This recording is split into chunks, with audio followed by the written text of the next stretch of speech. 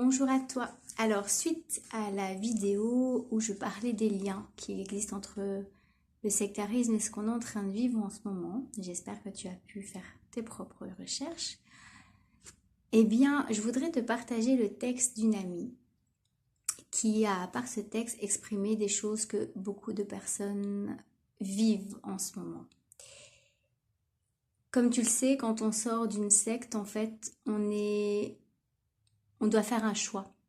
En fait, on nous demande de choisir entre nous et le formatage. On nous demande de choisir entre nous et notre famille. On nous demande des fois de choisir entre la secte et le travail. Ça peut arriver aussi. En fait, on vit un chantage affectif souvent. Et puis, les sectes, elles sont très fortes. Pour faire des scissions, tu dois connaître le dicton, hein, diviser pour mieux régner, évidemment. Et donc, je voulais lire ce poème, finalement, que cette amie a écrit, parce que c'est ce qu'on peut ressentir quand on voit toutes les personnes autour qui n'ont pas la même position que nous, et parce que nous, on s'affirme, on prend en position, eh bien, on vit de plein fouet cet ostracisme d'être rejeté parce qu'on n'a pas le même point de vue. Alors que nous, peut-être qu'on ne va pas rejeter les autres qui voient les choses différemment, mais nous, parce qu'on les voit différemment qu'eux, on est rejeté.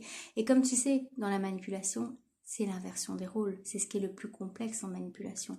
C'est finalement la personne qui va suivre son cœur, ses valeurs, qui va être vu comme quelqu'un d'égoïste.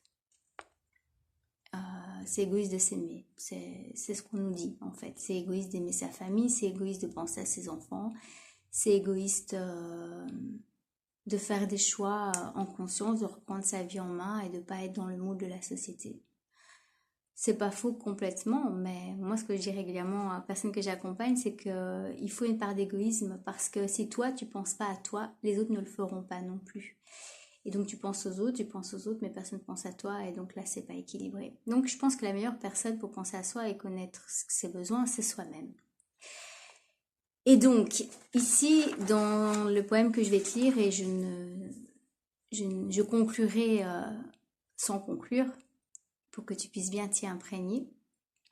Eh bien moi ce que je ressens, c'est que avant de sortir totalement de certaines emprises, puisqu'il y a plusieurs emprises qui existent, la première étape, ça va être l'amour envers soi-même, l'amour envers nos enfants. C'est plutôt un amour lié au lien d'attachement. Et puis, quand on arrivera à surpasser cet amour conditionné, malgré tout, on va aller vers l'amour inconditionnel, où on va arriver, comme le dirait Jésus, même si je suis plus chrétienne étiquetée, arriver à aimer nos ennemis.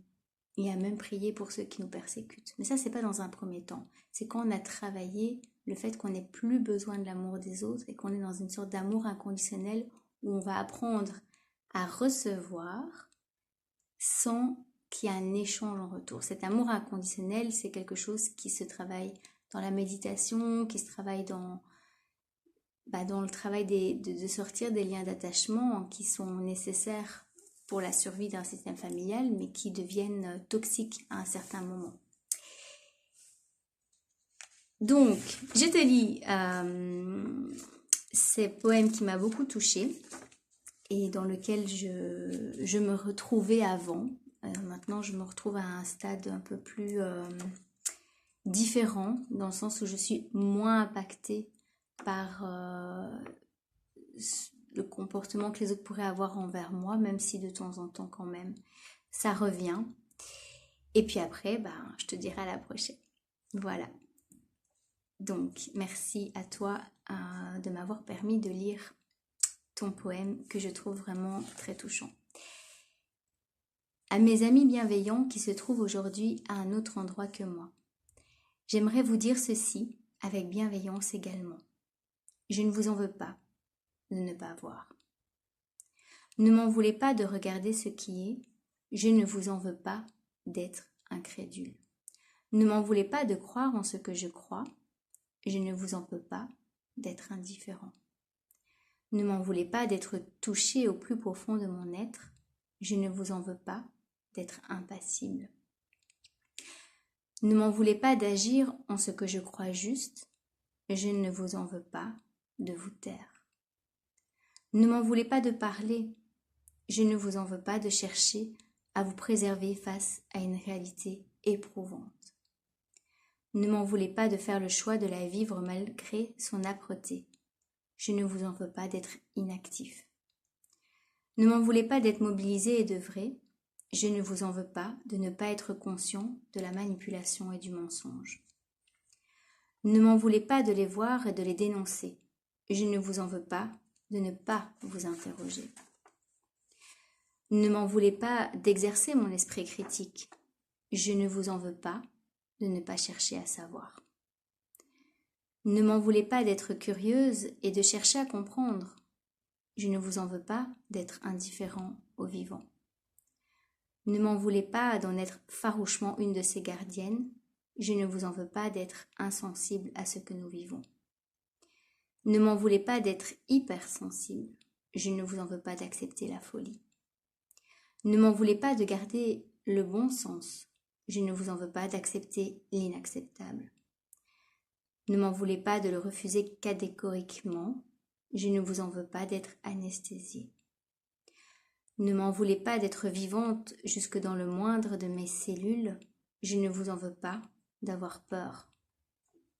Ne m'en voulez pas de choisir l'amour.